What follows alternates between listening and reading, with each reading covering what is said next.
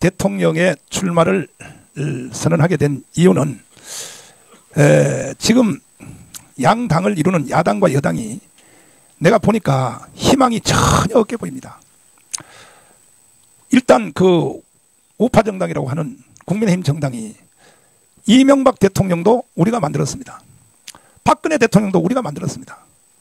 윤석열 대통령도 사실 광화문에서 만든 겁니다. 그런데 다 탄핵하고 다 감옥 보내고 이걸 누가 했느냐? 더불어민주당이 한 것이 아닙니다. 박근혜 대통령의 탄핵은요, 유승민하고 누구죠 또? 김무성이가 한 겁니다. 그러니까 대통령 만들어주면 뭐 하겠어요? 이번에 윤석열 대통령을 탄핵시킨 사람이 누굽니까? 국민의힘 정당이 아닙니다. 한동훈입니다. 한동훈.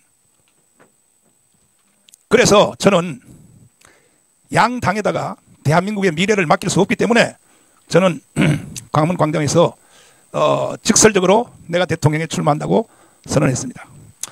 이제 대통령에 출마하게 되는 저의 정책을 말씀을 드리겠습니다. 제가 이유 없이 대통령에 그냥 한 것이 아니고 내 마음속에 20년 내지 30년 동안 부글부글 끓고 도대체 왜 기존 정치인들이 이따위로밖에 정치를 못하냐 하는 그런 불만이 가득 찼기 때문에 나는 이와 같은 정책으로 대통령에 출마하려고 합니다. 첫째, 제1호입니다. 미국식 정치 제도를 실현하기 위하여 국회 300명 중 상원 100명, 미국도 상원이 그 넓은 미국인데도 상원이 100명밖에 없어요. 그리고 하원을 200명으로 하여 현재 국회의원 숫자는 그대로 유지하되 상원 100명, 하원 200명으로 해서 미국처럼 하원은 경제 문제, 그리고 상원은 국방 외교 문제로 미국식을 그대로 벤치마킹 하려고 합니다. 이것이 나의 제1호의 정책입니다. 두 번째로 제2호, 공수처를 완전히 해산해야 됩니다. 왜 그러냐 하면 공수처는 대통령을 원래 수사할 권리가 없는 데입니다. 그럼에도 불구하고 경찰들을 동원해서 3,000명을 동원하여 공수처가 윤석열 대통령의 관저에 있는 것을 체포하려고 했습니다. 이것은요, 이거야말로 이건 국기문란이고 이 공수처를 완전히 해산하려고 합니다. 자, 3번. 윤석열 대통령의 정책을 저는 그대로 이어가려고 합니다. 물론 실수한 것은 배제하지만 잘된 정책이 너무나 많기 때문에 나는 윤석열 대통령의 정책을 그대로 이어가려고 합니다. 4번째, 4호. 국민추천제로 장관을 임명하되, 국민추천제로 장관을 대통령이 임명한 것이 아니라 국민추천제로 장관을 임명하되 관계단체가 2명씩 추천하면 대통령이 그 중에 1명을 임명한다. 예를 들면 국방부 장관 제안군에게 위임하려고 합니다. 제안군에서 2명을 추천하라. 둘 중에 1명을 임명한다. 여러분, 세상 살면서 저같이 이런 정책을 들어본 적이 있습니까? 대통령이 마음대로 장관 임명하지 못하게 하려고 국민추천제로, 예를 들면 기획경제부, 이거는 은행연합회, 그분들에게 장관을 추천하라는 거예요. 자, 5호. 불법 투표의 주범인 선관위를 완전히 해체하고, 이건 이미 다 드러난 사실이니까 재구성을 해야 됩니다. 재구성을 할 것이다. 바로 즉시 해체해야 됩니다. 이것은 왜? 이 상태로 중앙선관위가 다시 선거를 감독하면 보나마나 이재명이가 당선돼요. 그래서 윤석열 대통령이 헌법재판소에서 그때에 주장하기를 아니, 선거인단과 선거 투표한 사람의 명단 그것만 하나라도 한번 대조해보자 했더니 재판부가 거부했습니다. 그 다음에 헌법재판소에 증인을 한번 불러달라, 그것도 거부했습니다. 이것은 헌법재판소가 이거는 범죄 행위를 저지른 것입니다. 자, 6호. 사전투표제를 없애고 대만식 현장투표, 현장개표를 시행을 하여 헌재를 폐기하고, 헌법재판소를 폐기하고 대법원에 헌재를 둔다. 헌법재판소를 폐기하고 대법원에다가 헌법재판소를 둔다. 7번째. 윤석열 대통령의 비상계엄령을 적극 지지한다. 그동안 국민들이 정말로 어리석었든지 공부를 잘못했든지, 그러나 윤석열 대통령의 계엄령 때문에 국민들의 60%가 깨어났습니다. 아직도 40%는 주사파, 개딸들, 종북, 이것을 지지하고 있습니다. 이게 나랍니까? 나머지 40%도 속히 돌아와 주기를 간곡히 부탁드립니다. 바로 국회를 해산하고 3개월 안에 재선거를 한다. 국회는 야당 여당 둘 다 범죄 집단입니다. 이래서는 대한민국에 희망이 없습니다. 3개월 안에 재선거를 한다.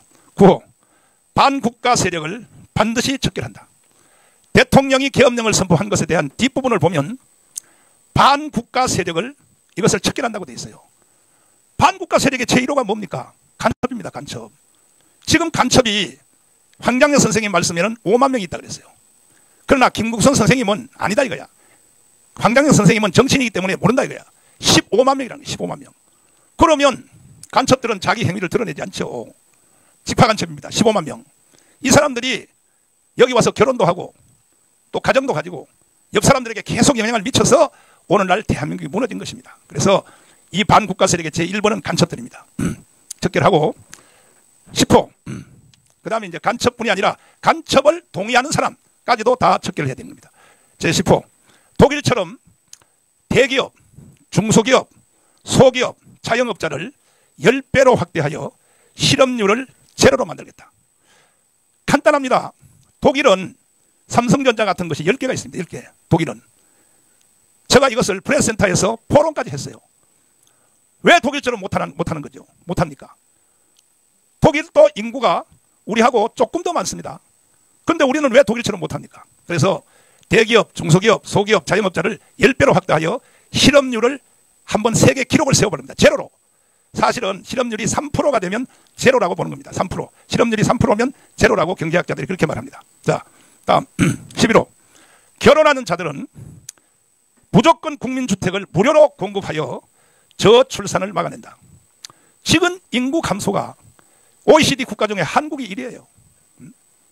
앞으로 대한민국은 애기 안 낳아버리면 결혼 안 해버리면 나라 없어지는 거죠.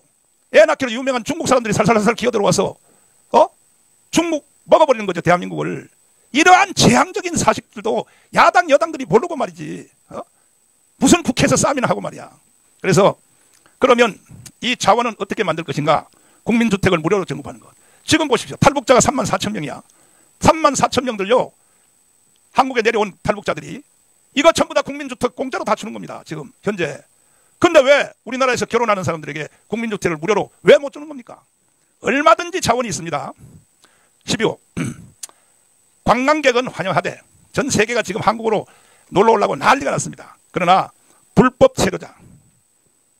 체류자들은 즉시 추방할 것입니다. 13호. 간첩죄는 국내자를 비롯한 외국의 간첩죄까지 막론하고 무조건 처벌한다. 아니 윤석열 대통령이 제안을 했지 않습니까? 외국 사람들이 간첩 행위를 해도 처벌할 법이 없으니 더불어민주당에게 제안했어요. 이 법을 만들어달라. 아직까지도 안 만들고 있어요. 더불어민주당이. 그러면 외국 간첩들의 도움을 받으려고 하는 겁니까? 현재 대표는 이재명 대표죠. 이건 용서할 수가 없습니다. 어느 세상에 외국 사람들이 간첩 행위를 해서 구체적으로 설명하자면 중국 사람들이 저 부산에 있는 미국 함대를 2년 동안 촬영을 했습니다.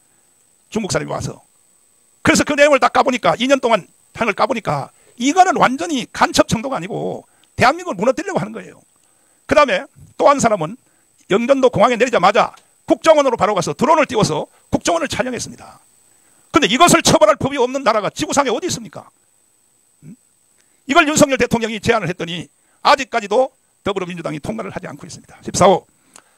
문재인 정부 때 만든 4,000개의 악법을 원천 폐기한다. 저는 문재인 때문에 3번 감옥을 갔습니다. 이 문재인은 범죄자입니다. 그 정부 때 만든 4,000개의 법안을 원천적으로 폐기할 것입니다. 15.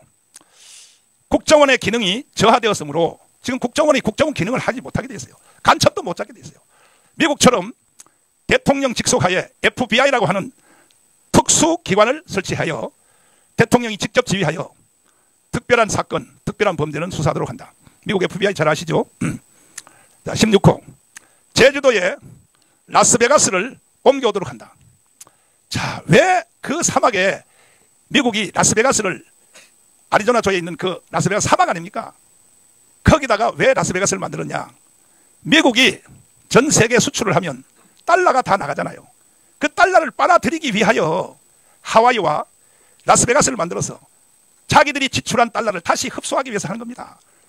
왜 우리는 못합니까? 제주도에 라스베가스를 아예 삽으로 딱 떠서 제주도에다 옮겨서 세계 제1의 관광지를 만들도록 하겠습니다. 17호 새만금 낭비하는 태양광 이것을 철거하고, 이건 문재인이가 만든 겁니다. 지금 새만금의 발전이 일어납니까? 새들이 똥을 싸가지고 태양광 발전이 지금 안 되고 있어요. 이걸 다 철거하고 두바이 같은 세계적인 최첨단 도시를 건설한다. 이렇게 해야 대한민국이 삽니다.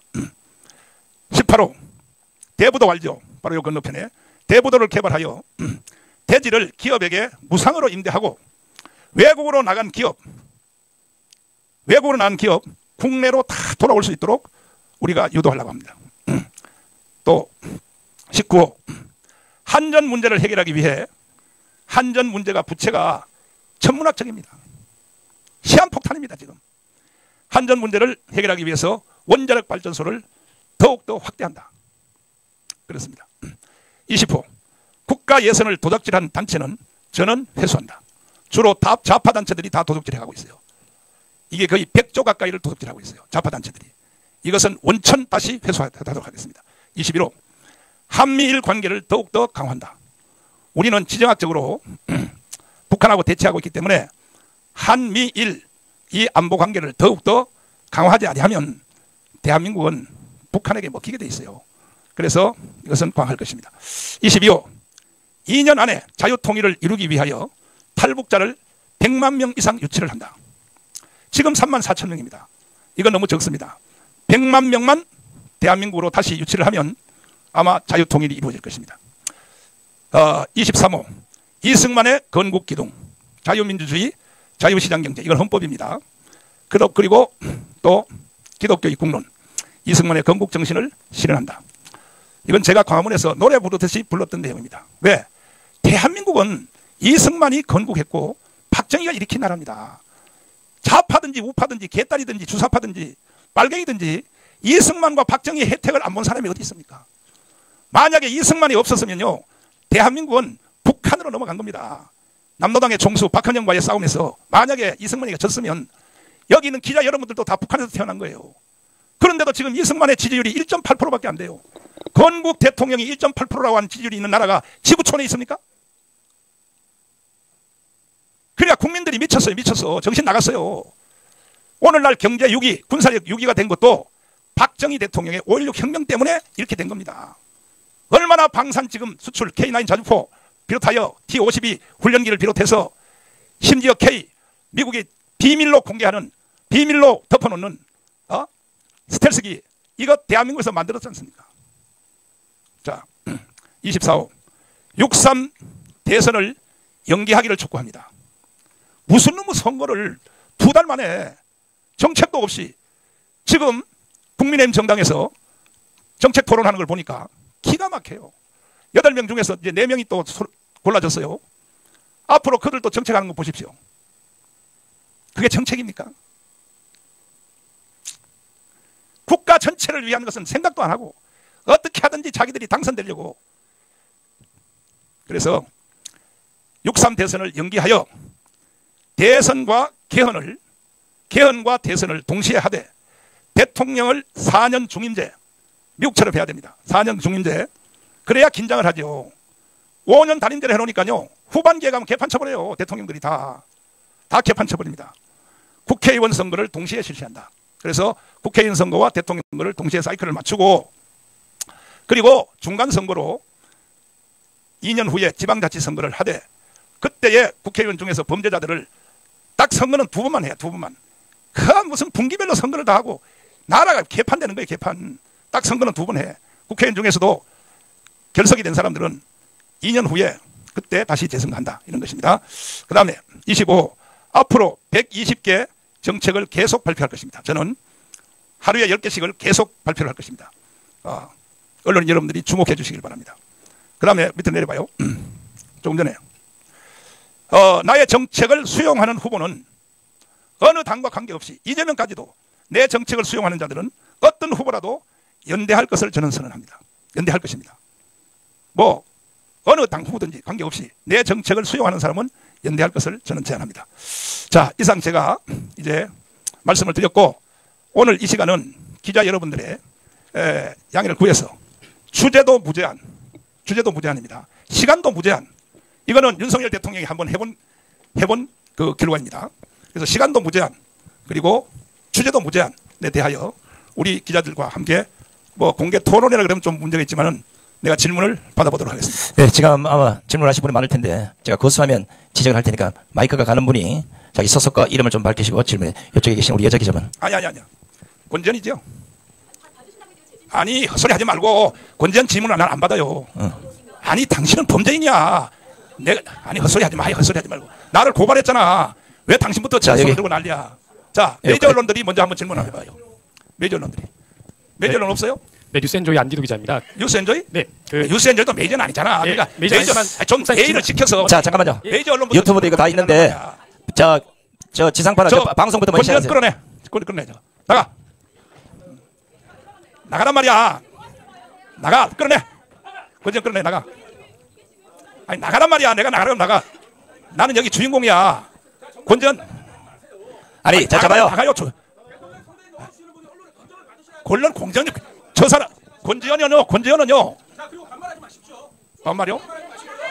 자 그 기자회견 했고요. 잠깐만요. 일단 더 이상 말하지 말고 권지현은 아니 지금 당사자를 고발한 사람이 여기 와서 기자회견을 여기서 질문하는 게 어폐가 있는 거 아니에요? 권지현은 빨리 나가란 말이야. 괜히 기자회견 흩어지지 말고 나가. 빨리 나가. 우리 저 경호원들 빨리 권지현 처방시켜. 자 만약에 이런 식 되면 질문 안 받겠습니다.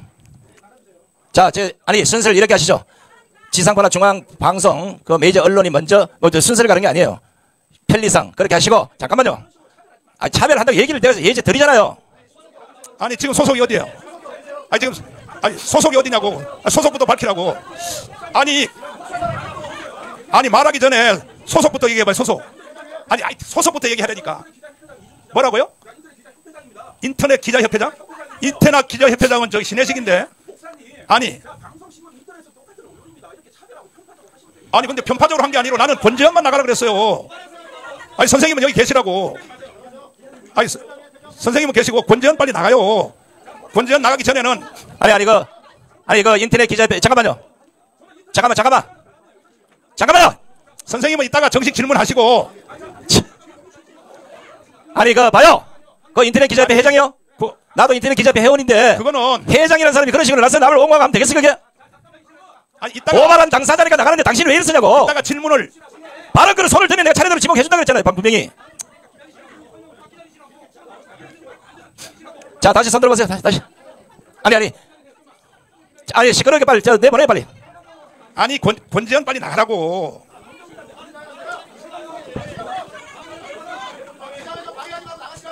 나를 고발한 사람이 왜 여기 와서 앉아 있어?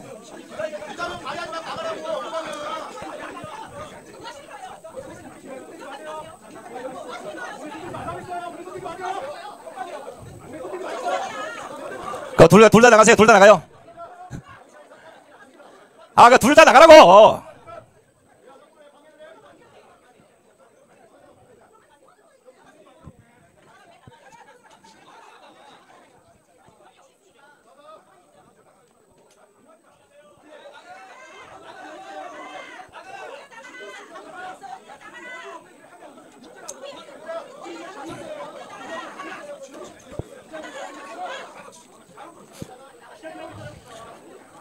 아니 발언권을 주는 것도 여기서 얘기를 했잖아요. 선수상 이렇게 한다고 얘기를 했잖아. 자 시간 관계상 권지현 그대로 앉아있을 때 질문은 내가 받지 않겠습니다. 권지현에 대해서는. 그리고 이 기자회견을 저기 방해놓지 마십시오. 조용히 앉아만 듣기 마세요. 자 시작하겠습니다. 계속 우리 저 메이저 언론 기자들이 먼저 한번 질문 한번 해주세요.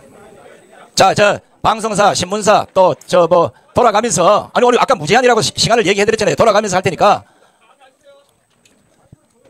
질문하는 것도 자유지만 질문을 받지 않는 것도 자유예요. 언론인이라고 해갖고 무조건 답변을 강요하는 것도 올바른 자세가 아닙니다. 질문을 받지 않겠다고 하면은 그냥 그 자리에 앉아 계세요. 소리치는 것도 매너가 아니잖아요. 그러니까 다른 분이 흥분하지 않겠습니까? 권지현 기자 입장 존중하는데 권지현 기자 질문 안 받을 테니까 그리고 건드리지 않을 테니까 그 자리에 있다 가시면 되는 거예요.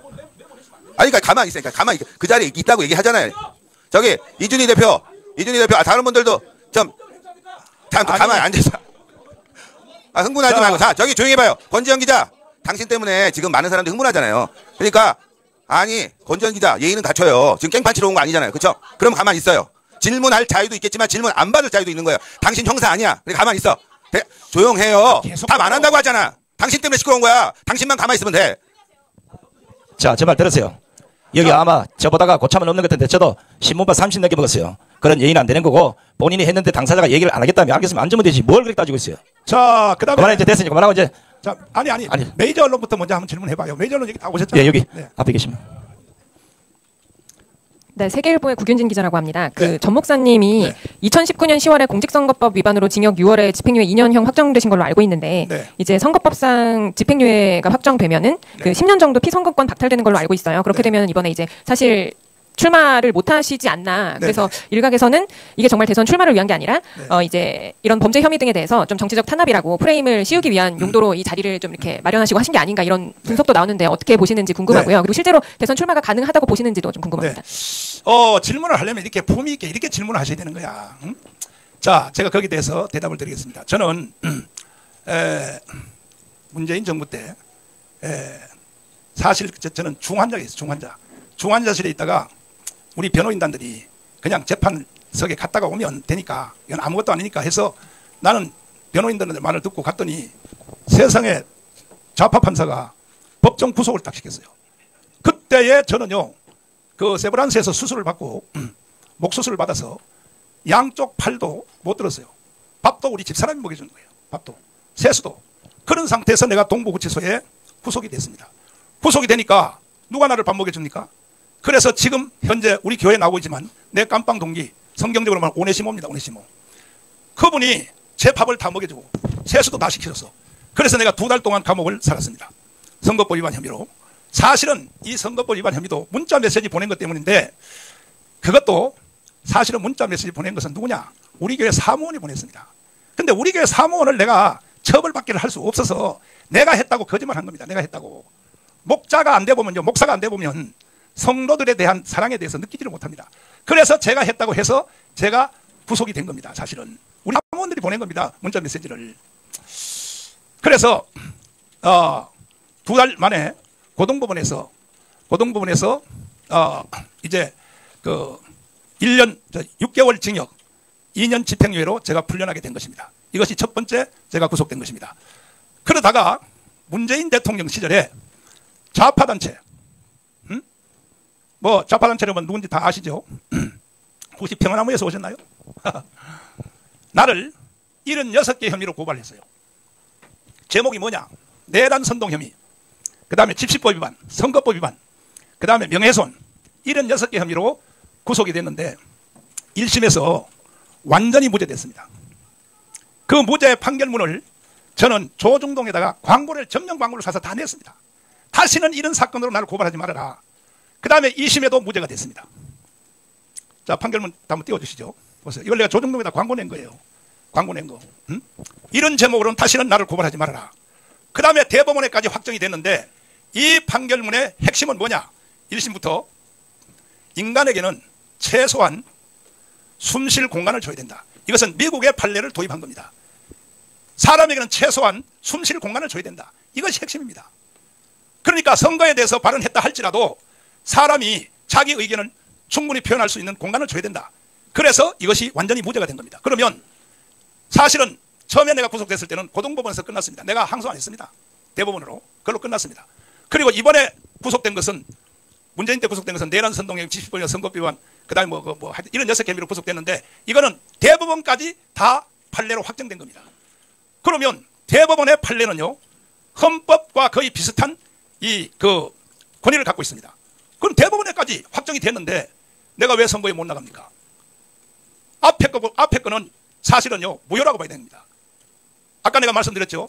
사실은 문자 메시지 보낸 것도 내가 보낸 게 아니라 목사가 사무원을 처벌받지 않기 위해서 내가 했다고 한 겁니다. 목사가 안 돼 보면요 성도들의 심정을 모릅니다. 그래서 저는 얼마든지 선거에 출마할 수 있고, 그리고 우리도 수원의 메스 제일 넓은 킨테츠 다음으로 넓은 거기서 우리가 전당대회를 다음 주 화요일 날 개최를 해서 거기서 경선으로 뭐 누구든지 자유통일당 당원들 중에서 나올 사람은 나오시고 해서 경선으로 우리는 나는 반드시 나갈 것입니다. 해서 선발을 할 것입니다. 자, 다음 질문 또 있습니다. 자, 다음 질문 하실 분. 질문하실 분이 뭐 예, 이분? 뒤에 소속이 어디 소속부터 말씀해 주시고. 세계일보입니다. 아, 세계일보? 네, 세계일보 임성건 기자입니다. 아까 세계일보 한번 했잖아요. 한 번 더 질문 드려도 괜찮을까요? 아, 예, 감사합니다. 예. 그럼 이전에 계속 광화문 등에서 이제 윤어게인 그리고 이제 탄핵 반대 집회를 계속 진행하셨는데 네. 오늘 이제 기자회견 이후에도 추가로 진행하실 계획이 있으신지 좀 궁금해서 여쭤보고 싶습니다. 저는 이제 대통령 출마를 선언했기 때문에 그 단체들하고는 저희들은 관계가 없다고 생각합니다. 일단은 저는 대통령 출마 선언을 한 자로서 일단은 선거법에 대해서 저는 일단 존중을 하되, 그러나 현재 중앙선관위의 제도로 상태는 이거는 결과가 뻔하기 때문에 나는 그런 제도 안에서는 그 선거를 난 거부할 것입니다. 네, 됐나요? 추가 질문 있으면 또 하시고. 예, 요 중간에 소속이 어디 있습니까? 예, 안녕하십니까. 저는 CPC 뉴스 발행인 최정미라고 합니다. 지금 앞으로의 공약을, 세세한 공약을 좀 발표하시겠다 하셨는데요. 저희 CPC 뉴스는 그러니까 보이스피싱, 사이버피싱, 이런 투자 사기를 당하신 분들을 그런 투자 사기 방법을 알리고 있는 그런 전문 언론지인데요.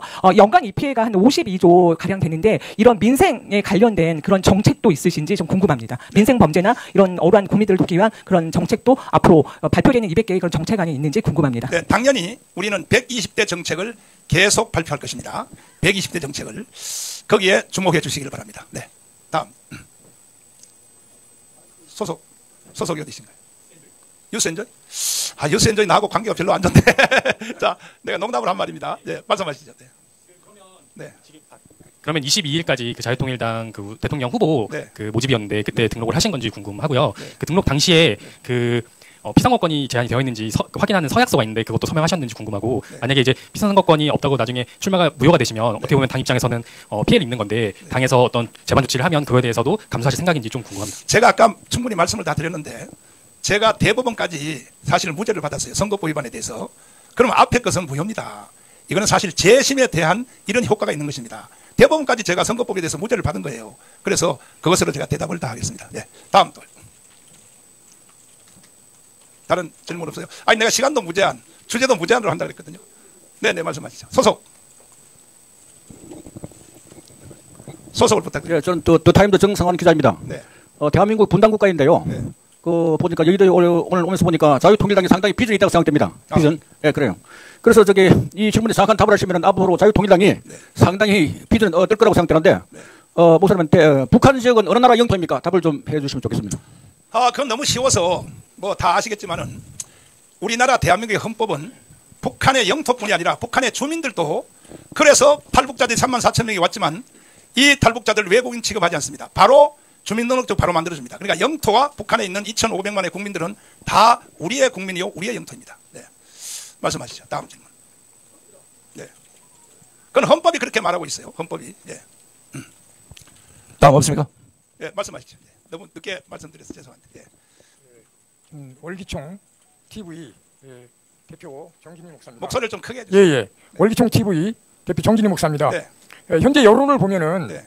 그 이재명 대권 후보가 선두를 달리고 있지만 그 이재명 대표가 많은 그 위법 사건이 많아서 지금 법정 기리 중에 있지 않습니까? 네. 그래서 6월 3일 그 대선 전에 출마할 수 없는 그 범죄 선고가 나올 수도 있고, 또 만약 그 대통령 당선 후에 범죄 결과가 심각하게 나오면 그 대선을 또 해야 될 수 있다는 네. 그런 그 여론이 있습니다. 네. 거기에 대해서 한번 말씀해 주시고, 또 한 가지는 이제 현재 그 보수 측에서 대권 후보자들이 그거 끊어서 하고 예. 다음 질문 다음에 해주시고. 그렇게 김학성 하겠습니다. 교수님 여기 오셨나요? 김학성 교수님? 예, 앞으로 좀 모시겠습니다. 내가 이 헌법에 대해서는 조금 지식이 딸려서 김학성 교수님에게 제가 대답을 한번 부탁을 드리겠습니다. 자, 마이크를 잡으시고요. 네. 지금 금방 질문이 다시 한번 말씀해 주세요. 그 현재 여론을 보면 그 이재명 대권 후보가 그 선두를 달리고 있잖아요. 그러나 이재명 대표 그 후보가 많은 위법 사건이 많아서 법정 그 계리 중에 있지 않습니까? 근데 6.3 그 대선 전에 출마할 수 없는 범죄 선고가 되거나, 그러니까 만약 이재명이 대통령 당선 후에 범죄 결과가 심각하게 나오면 대선을 또 해야 될 수 있다는 그 여론들이 있습니다. 거기에 대해서 좀 말씀해 주시면 제가 먼저 고맙겠습니다. 일단은 헌법재판소 판결문 있죠. 그것도 좀 설명해 주시고, 그 다음에 저는 지금 대법원에 저는 합의부로 넘어갔잖아요. 거기서 만약에 이재명이가 그 재판하는 거 아닙니까? 파기 환송도 되고 파기 재판도 그렇습니다. 했을 때 그렇게 되면 이재명은 출마할 수 없지 않느냐, 그 질문이거든요. 네. 두 가지를 한번 대답해 주세요. 네. 그 선거 끝난 다음에도 가운데서 재판이 계속되느냐 이런 질문이신데, 지금 대법원에 아시다시피 대법원에서 전원합의부에서 이제 이재명 사건을 선거법 위반 사건을 심리하기로 했는데 하고 있죠. 그것은 이제 파기 환송이나 파기 자판 뭐 이런 등등의 경우가 예상되는데 저는 가능한 한 일찍이 그 후보 등록 전까지 대법원 결정이 나와서 전국을 안정시켜 주면 좋겠다 이렇게 말씀드리겠고 또 하나는 결정이 나오지 않거나 미뤄져서 대통령 선거에서 이재명 씨가 대통령으로 당선이 됐다. 그런 경우에는 재판을 계속할 수 있느냐? 그건 당연히 계속하는 겁니다. 많은 학자들이 헌법 84조를 얘기하고 있는데 그렇잖아요. 헌법 68조 2항에 정확하게 나와 있습니다. 68조 2항에. 자, 제가 좀 볼게요. 이 헌법 조문입니다.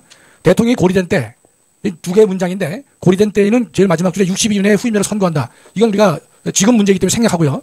그 다음 문장 보면 대통령 당선자가 사망하거나 판결 기타의 사유로 그 자격을 상실한 때에는 60일 이내에 후임자를 선거한다. 헌법에서 못을 받고 있어요. 그러니까 대통령으로 당선된 사람이 사망한 경우에도 후임을 뽑아야 될 것이고 그 다음 문장을 보면 판결 기타의 사유로 자격을 상실한 때에는 그랬으니까 대통령이 당선된다 하더라도 진행 중인 소송 사건은 중단되지 않는다. 그 헌법에 명백히 되어 있잖아요.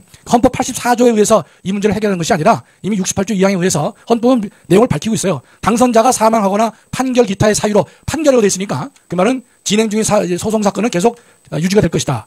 그래서 아마 이것이 이번 선거에서도 크게 쟁점으로 부각될 수가 있습니다. 왜냐하면 판결 기타의 사유로 자격을 상실하면 60일 다시 뽑게 되면요. 대선을 또 한 번 또 하게 되는 것이에요. 큰 쟁점으로 될 것으로 봅니다. 그 질문에 대한 답이고요. 목사님 뭐 헌재 결정. 네, 결정문. 그 내용이 목사님 좀 길잖아요. 간단하게 했습니다. 간단하게. 예. 제가 이제 헌재 이번 그 탄핵 인용 결정에 대해서 제가 글도 발표했지만 저는 이게 정의를 외면한 것이고 판결이라기보다는 휴지다 이렇게 제가 글을 썼습니다. 간단하게 말씀드릴게요.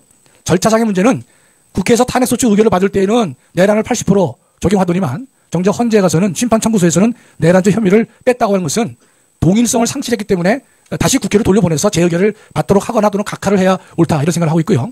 본안에 대해서는요 5가지 쟁점이었거든요. 비상겸이 위헌이냐, 포고령 1호가 위헌이냐, 국회에 대한 계엄군 투입이 잘못된 것이냐, 또 이 정치인 체포, 중앙선관위의 압수수색 이 5가지 쟁점을 가지고 헌재가 판단을 했는데 비상계엄이 위헌이다 아니다라는 문제는요. 이 비상계엄 선포는 헌법 77조에 의해서 대통령에게 행사 권한을 이임하고 있는 것이고 고도의 정치적 결단이기 때문에 사법부가 적극적으로 판단해서는 안 된다라고 하는 것이 헌법학자들의 지배적 입장입니다. 저도 같은 생각을 하고 있어요. 즉 상황 요건, 전시, 사변, 기타 이에 준하는 국가 비상사태인가 아닌가의 문제는 저나 여러분들도 지금이 그런 상황이 아니지 않느냐라고 판단할 수는 있지만 그러나 법적 판단 권한은 대통령에 있기 때문에 상황 요건에 대한 적극적 판단은 매우 부적절하다고 저는 생각을 하는 것이고 또 절차와 관련돼서 국무회의 또 부서 국회에 대한 통지 의무가 잘못됐다, 위법이다 그런 말을 하는데 국무회의를 했지요. 그러나 비상적 방법으로 했을 뿐입니다. 이상민 행안부 장관이 뭐랬냐면 그 사람이 국무위원회 정족수가 찰 때까지 대통령은 기다렸다고 얘기를 하는 거 보면 비록 평상적인 국무위원은 다르지만 국무회의를 하려고 했다는 것이죠. 또 국무회의는 심의기관이기 때문에 그렇게 매우 중요한 것은 아닙니다. 그다음에 부서는 사후부서도 가능하고 국회에 대한 통지 의무를 안 했다고 그러는데 지금 대통령께서는 12월 3일 밤 10시 반에 전 언론을 통해 가지고 계엄 선포를 발령하셨거든요. 이제껏 제가 아는 비상계엄은 이제부터 비상계엄을 선포하겠다라고 행한 이 비상계엄은 단 한 건도 없습니다. 그러니까 이미 다 알려졌기 때문에 통지를 하지 않았다라고 보이는 것이고 두 번째 포고령 1호에 대해서도 포고령 1호가 핵심이 뭐냐면 국회의 정치활동을 금하고 정당의 정당활동 일체 금한다. 그 두 가지가 가장 이제 본질적인 핵심인데 여기에 대해서는 이런 그 포고령 1호가 국회의 계엄 해제 요구권을 침해한 것이 아니냐. 일체의 정치활동을 금지하는 것은 위헌이 아니냐 이런 의문이 드는 것은 당연합니다. 그런데 이와 똑같은 사건에 대해서 대부분 판례가 있습니다. 내용이 아주 같습니다. 대부분 뭐라 하냐면 포고령 1호 자체가 1호가 국회의 계엄 해제 요구권을 침해한 것이 아니다. 이런 판례를 찾으면 쉽게 할 수 있어요. 또 두 번째 판례 뭐냐 그 자체로도 위헌 위법이 아니다. 계엄법에 나온 내용을 그대로 나열한 것에 불과하기 때문에 아니다라는 대부분 판례가 분명히 존재하는데도 불구하고 포고령 1호가 위헌이다. 헌재가 대부분 판결을 걷어찬 것이나 마찬가지예요. 세 번째 국회에 대해서 계엄 투입이 잘못되다, 잘못이다, 아니다. 일단 우리가 국회에 계엄군이 왜 갔느냐 여러 가지 논란이 있을 수 있죠. 그러나 여러분 지금도 합참에는 계엄과가 있고 계엄과의 매뉴얼이 현재 있습니다. 비상계엄은 군인을 7만에서 10만을 동원하도록 현재 매뉴얼에 되어 있습니다. 계엄과의 내용이 다 들어가 있는 것이 이번 계엄은 600명 안 되는 병력을 가지고 있단 말이죠. 네, 계속 들어야 돼. 말씀하세요. 무제한, 시간도 무제한. 짧게 할게요. 주제도 무제한. 알겠습니다. 그래 좀 짧게 할게요. 네. 그래서 이제 그렇기 때문에 지금의 계엄 매뉴얼에 의하면 7만에서 10만 병력이기 때문에 이걸 갖다가 우리가 도저히 비상경으로 내란이나 비상경을 위헌으로 보기 어렵다는 것이고 또 하나는 국회에 장악 의도가 있었느냐 없었습니다. 그것도 대법원 판례가 있어요. 국회의 기능을 무력화할 때는 대법원 판례는 상당한 기간 국회의 기능을 막도록 되어 있습니다. 봉쇄하도록. 거기에 날짜까지 나와요. 한 달 이상 계속될 경우에 이 국회 봉사라는 말이 나와 있는데 실제 이번 기업에서는 2시간 반도 안 되는 그런 일이었단 말이죠. 세 번째가 뭐냐? 정치인에 대한 체포 지시가 있다는데 홍장원의 메모 자체가 오염된 것이고 거짓된 진술한 사실이 다 드러났음에도 불구하고 이제 그런 이 거짓된 진술, 오염된 진술을 그대로 헌재가 받아들이고 있기 때문에 우리가 여기에 수긍할 수 없는 것이다. 또 네 번째는 중앙선관위의 개헌군 투입에 대해서 영장주의 위반이라는 말을 했는데 명백하게 그건 잘못된 것입니다. 저는 이 중앙선관위에 관련된 문장을 보면서 내가 헌법조문을 내가 헌재 재판관들 얼굴에다 던지고 싶은 심정이에요. 우리 헌법 77조 3항을 보면 비상계엄이 선포된 때에는요, 영장에 대해서 특별한 조치를 할 수 있다고 돼 있어요. 그 특별한 조치는 뭐냐? 영장주의 예외라고 다 돼 있는 것이고, 헌법 교수가 다 그렇게 쓰고 있고, 저도 그렇게 쓴 바가 있고, 또 하나 판례가 있는 것이 1953년 헌법위원회 판례가 있습니다. 영장주의 예외가 되는 것이다. 그래서 이번에 비상계엄이 선포되기 때문에 개헌군이 중앙선관위에 들어갔죠. 압수수색 영장 없이 다 압수수색이 가능한 겁니다. 왜냐면 영장주의 예외가 되기 때문에 따라서 77조 3항에 비춰본다 하더라도 전혀 하자가 없는 것인데 그거 갖다가 영장주의 위반이라고 헌재가 판단하는 것을 보고 제 양심상 도저히 받아들일 수 없다. 그래서 승복할 수가 없다라고 제 말씀을 드린 겁니다. 자, 저도 질문 하나 하겠습니다. 예, 헌법재판소가 일단은 그 내란죄를 뺐잖아요. 예, 뺐습니다. 뺐으면 바로 재판은 중지가 되고 그리고 각하를 하든지 이거는 재판 사항이 아니다 이렇게 했어야 되는데 네. 끝까지 계속했단 말이에요. 예, 그러니까 내란 선동 혐의를 이 민주당 쪽에서 뺐단 말이에요. 그걸 처리했습니다. 처리했죠. 예, 처음에 말씀드렸지만 국회에서 탄핵소추 의결을 할 때는 내란죄 항목을 한 80% 이상 비중을 차지하게 만들면서 탄핵소추 의결을 했죠. 그러나 정작 헌재에 가서 심판을 청구할 때는 가장 중요한 내란을 철회했기 때문에 그렇다면 논리적으로 양자는 동일성을 인정할 수 없기 때문에 헌재는 각하를 하든지 아니면 다시 국회로 돌려보내서 다시 의결을 받게 해와야 되는데 헌재는 이도저도 하지 않았습니다. 네. 자, 잠깐 여기 뒤에 앉아주시고 또 추진호 기자님 어디로 도망갔어? 화장실? 내가 추진호 기자님한테 내가 거꾸로 질문 한번 하고 싶은데 빨리 들어오세요. 들어오시면 내가 질문 한번 해줄 테니까. 질문요? 네, 말씀하시죠. 네, 소속사를 먼저 말씀해 주시고. 소속사를. 네, 앞서 말씀드렸는데 저는 인터넷 기자협회 이번 그 대통령 선거 공동 취재단 소속 이준희 기자입니다. 네. 몇 가지 질문이 있는데요. 네. 받아주실 거죠? 하나씩 잘라서. 네, 하나씩 잘라서 말씀드릴게요. 앞서 여러 그 기자분들이 그 질문했던 피선거권에 관한 논란 부분은 2018년 8월에 확정된 부분인데요. 그때 확정된 공직선거법 위반 부분은 보도가 다 됐고 그 보도에 따르면 향후 10년간 피선거권이 제한되는 걸로. 제가 그거는 내가 아까 되기 때문에요. 목사님, 제 말씀 조금 들어주십시오. 아니, 그러니까 아까 내가 설명 다 했는 말을 왜 또 질문을 하냐 말이야. 아까 내가 말했잖아요. 내가 처음에는 선거법 위반했는데 나는 항소를 안 했다고 대법원까지. 그런데 이번에 선거법 재판으로 내가 3번 구속됐는데 그때는 대법원까지 다 확정됐는데 대법원에서 무죄를 때렸어요. 그러니까는 그럼 앞에 것이 유효합니까? 뒤에 것이 유효합니까? 뒤에 거는 목사님 뒤에 거는요 공직선거법 위반 부분은 다른 사안입니다. 다른 사안인데 그거는 기자님이 그렇게 주장하시고 나는 알겠습니다. 그러면 그렇게 답변하시면 알겠습니다. 두 번째 부분은요.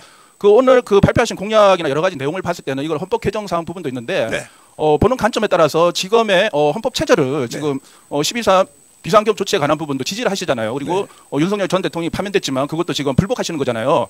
그런 부분에 그러면 국민 대다수가 봤을 때 헌법 체제가 인정하고 헌재가 판결한 부분을 불복하는 분이 대통령 선거에 나오는 게 적절한가 이 부분에 의문이 있을 수 있거든요. 아니 윤석열 대통령이 나오는 거? 아니요. 목사님이 출마하는 게 적절한가에 관한. 그거는 내가 아까 또 대답을 했는데 다시 한번 하겠습니다만은 제가 동부구치소에 처음 구속됐을 때는 제가 항소를 안 했어요. 항소를 안 하고 대법원까지 안 갔단 말이야. 근데 이번에 구속됐을 때는 문재인 때 구속됐을 때는 이거 1심, 2심 대법원까지 다 판결을 받았는데 무죄로 받았습니다. 그래서 나는 선거에 나갈 수 있다. 이걸로 대답을 하겠습니다. 자, 또 다른 질문. 두 가지만 더 드리겠습니다. 아까 공약에서 아니 무제한 토론이라고 얘기를 하셨고 목사님이 질문을 받는다고 하셨잖아요. 세 번째 얘기. 아까 공약 말씀하시면서 목사님의 공약을 받는 여야 정당 어디와 연대할 수 있다 이런 입장을 표명을 하셨잖아요. 그렇습니다. 지난 대선에서도 김경재 후보를 초기에 지지하다가 윤석열 후보를 지지한 걸로 그렇게 이제 보도가 된 걸로 알고 있는데요. 그 과정에서 처음에 지지하던 후보에 대한 지지를 처리하시고 윤석열 후보를 지지하는 과정에 윤석열 후보가 뭐 이후에 뭔가를 약속한다든지 뭐 이런 것들 그런 것들이 있었는지에 관한 그 의구심이 있는 것 같아요. 그 부분을 조금 해명해 주시면 좋을 것 같습니다. 일단 뒷부분 말씀드리면 윤석열 대통령의 지시를 받았냐 이 말이죠? 지시라는 그런 뜻이 아니고요. 그 이후에 지금 윤석열 정부가 들어선 이후에도 윤석열 대통령을 계속적으로 지지를 해 오셨잖아요. 그 입장을 옹호해 왔고 그렇다면 일반 시민들 국민들이 보기에는 상식적으로 윤석열 대통령이 뭔가를 보장해 주거나 그러지 않았나 하는 그런 시각이 있을 수 있잖아요. 자, 제가 말씀드릴게요. 잠깐만요. 아니, 제가 대답 드릴게요. 답변하신다잖아요. 답변하신다잖아요. 제가 대답 드릴게요. 제가 윤석열 대통령을 선거운동 할 때부터 지지한 이유는 경북 대구에 가서 연설하는 걸 보고 저 사람이 대통령 되겠구나. 내가 거기서 사실 꽂혔고 그 다음에 마지막은 작년 8월 15일 날 해방의 마지막은 자유통일이다 하는 연설을 했어요. 세종문화회관에서. 그래서 이야, 이 사람 대단한 사람이구나. 그리고 윤석열 대통령이 그 계엄령을 선포할 때 뒤에 그 영상 한번 들어봐 주시면, 뒷부분을 한번 들어봐 주시면 이렇게 말을 했어요. 계엄령을 왜 해야 되느냐에 대해서. 그래서 내가 윤석열 대통령에 대한 정책을 나는 이어간다. 왜? 우리의 목표는 자유통일입니다. 자유통일. 그러니까 윤석열 대통령의 정책이나 제 정책이 거의 같아요. 거의 같기 때문에 자, 한번 들어봐 주세요. 직접 한번 보세요. 저는 북한 공산 세력의 위협으로부터 자유 대한민국을 수호하고 우리 국민의 자유와 행복을 약탈하고 있는 파렴치한 종북 반국가 세력들을 일거에 척결하고 자유 헌정 질서를 지키기 위해 비상계엄을 선포합니다. 자, 앞에 무슨 뭐 그 더불어민주당이 제기한 무슨 뭐 추천한 사람 그것은 전부 부재고 실제로 계엄령의 마지막 결론은 이겁니다. 반국가주의자, 공산주의자들을 척결하기 위하여 계엄령을 선포했다고 합니다. 그래서 난 여기에 동의하는 것입니다. 자, 다른 질문 또. 네. 그 지금 목사님이 여러 가지 사업체와 관련된 이런 것들을 하고 계신 걸 알고 있는데 그렇죠. 그중에는 두 개 인터넷 언론사가 포함되어 있거든요. 그리고 아시겠지만 이 명태균 게이트 논란과 관련해서도 이 언론사와 그리고 언론사를 이용한 선거 여론 조사에 개입하거나 이걸 인위적으로 조작하거나 이런 부분이 문제가 됐고 지금 검찰이 구속됐다가 지금 보수로 나와서 수사가 계속 진행되고 있는 상황 아닙니까? 누가요? 명태균 씨요? 아, 명태균? 네. 근데 목사님이 그 관련된 그 두 개의 인터넷 신문사가 직접적으로 목사님의 뭐 자녀분이라든지 관여가 되어 있는 걸로 알고 있는데요. 그렇게 되면 선거에 넣으시는 후보께서 직접 인터넷 언론사와 관련이 됐고 그리고 그 중에는 관련 업체 중에서는 여론조사 자문 및 데이터베이스까지 포함되어 있거든요. 그러면은 이 여론조사를 향후 이들 업체를 통해서 수행하게 됐을 경우에는 제가 다 이해했어요. 공정성 문제가 논란이 불거질 수 있어요. 대답을 드리겠습니다. 저는 목회를 40년, 50년을 하면서 정말 제가 은퇴한 목사입니다. 은퇴한 목사인데 내가 목회를 50년 하고 40년 한 것이 너무 허무하더라고요. 그래서 내가 우리 아들 또 전해노 그다음에 또 우리 전한나 우리 그 딸을 놓고 제가 유언을 했습니다. 내가 목회를 50년 하고 또 부흥회를 40년 하고 나같이 부흥회 많이 한 사람 없습니다. 했더니 결국은 너무 허무하니까 너희들은 내가 주례를 하면서도 이야기했습니다. 주례하면서도 너희들은 록펠러를 모델로 삼아라. 주례하면서 이게 뭐냐면 록펠러는요 교회를 5,000개를 세웠어요. 록펠러 기업가인데 그 다음에 이 록펠러가 이 선교에 기여한 것은 시카고 대학을 비롯하여 13개 대학을 세웠습니다. 선교대학입니다. 전부 다 전도하기 위해서 만든 대학입니다. 시카고 대학 잘 아시잖아요. 거의 하버드와 같은 겁니다. 그래서 너희들은 록펠러를 벤치마킹하여 록펠러 같은 선교를 하라. 그래서 하는 것이 이제 사업 선교인데 아까 말씀하신 인터넷 그래서 우리 지금 청년들이요 니트족이 이해하시죠? 니트족 아십니까? 니트족이 80만입니다. 80만. 다시 해설 말하면 뭐냐?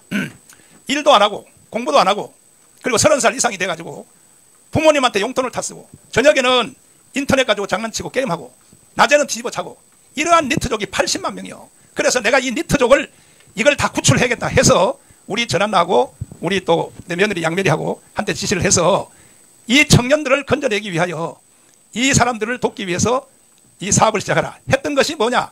이것이 바로 포스트 모바일이고 그러면 나한테 국가가 상을 줘야죠. 근데 이것도 내가 직접 하는 게 아닙니다. 이거는 전부 전한나 대표가 일리노이 3편이 나왔습니다.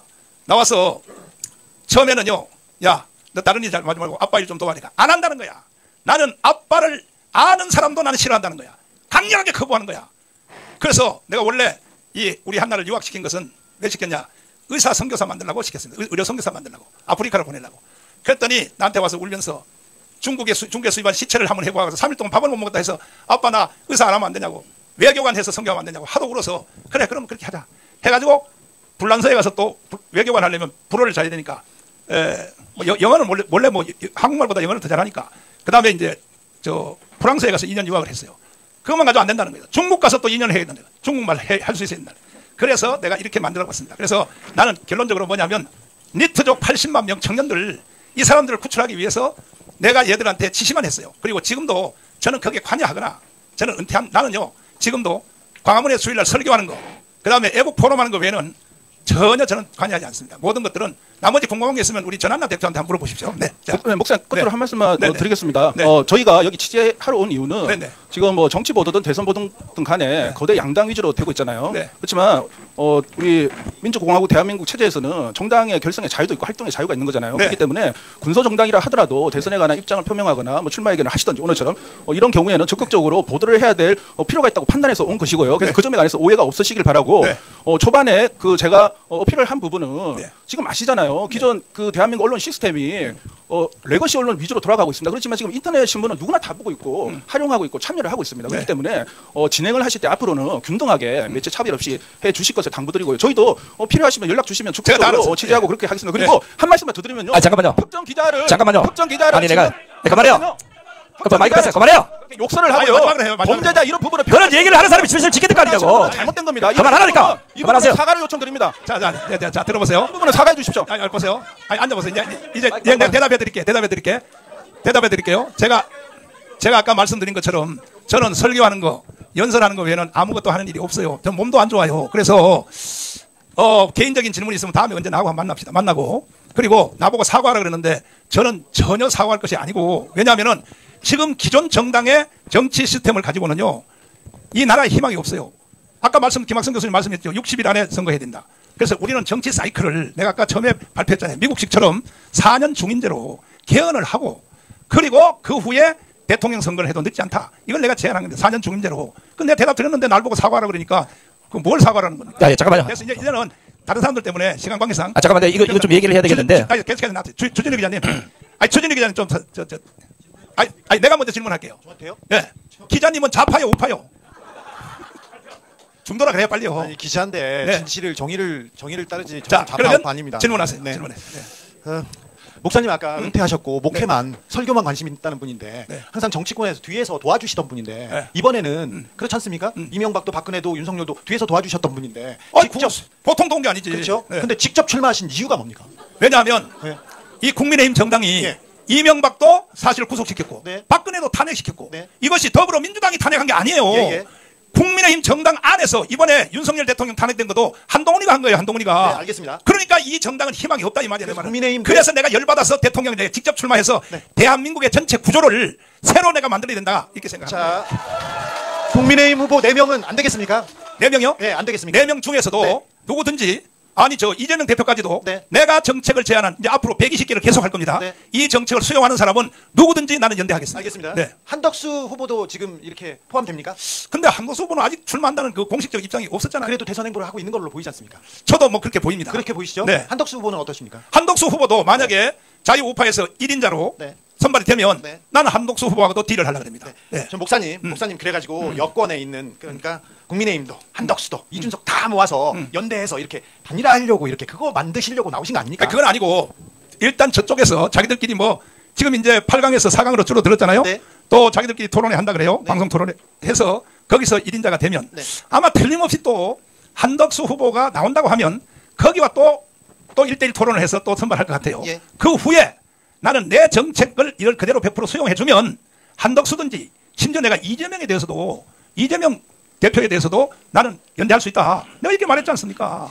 지금 목사님의 그러니까 후보님의 공약을 받아들여야 연대할 수 있습니까? 근데 이재명 대표도 그 뭐 대부분 보면 무슨 뭐 물리적 내란을 일으키겠다 이런 말은 무리한 말이 있었죠. 사실은 그 말 다 아시잖아요. 근데 몰라요. 가만히 보면 4년 중임제로 개헌하겠다. 이거는 미리 말을 했어요. 그 나하고 똑같은 거야.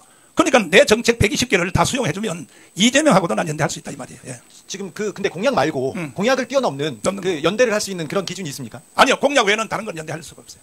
이 공약이 좀 위법적인 공약이 많아서 헌법을 개정해야 되는 내용들이 많던데요. 아니 그러니까 내가 아까 말을 했잖아요. 헌법을 지금 이번에 6.3 선거 하지 말고 헌법을 개헌하고 그 다음에 대선을 다시 하자. 내가 그렇게 아까 말을 했잖아요. 그건 안 받아주겠죠. 안 받아주면 그러면 정광훈 후보는 계속 가는 겁니까? 아니 당연히 가죠. 당연히 가고 내가 그래서 이 대한민국은 이미 무너졌어요. 끝났다니까요. 끝났는데 이 대한민국을 저는 바로 세우기 위하여 내가 1000만 서명 국민 저항권을 지금 하기 위하여 1000만 서명을 계속 진행하고 있는데 지금 600만이 넘었어요. 400만만 더 하면 이거는요 헌법 위에 권위가 있어요. 왜? 보세요. 이 헌법 위에 권위가 있는 것은 헌법 제1조 1항 혹시 주 기자님 아세요? 몰라요? 내가 가르쳐줄게요. 대한민국은 민주공화국이답니다. 그 다음에 2항이 뭐냐? 모든 주권은 국민에게 있고 국민입니다. 국민. 이게 국민 저항권입니다.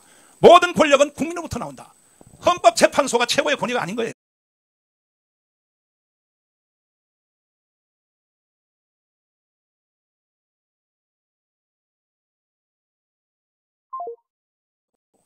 국민이에요, 국민. 그러나 국민이 나 혼자 예를 들어서 저거는 위법이야. 그건 아무 소용이 없어요. 네. 그래서 내가 천만 조직을 하고 있는 거예요. 천만 조직하면요.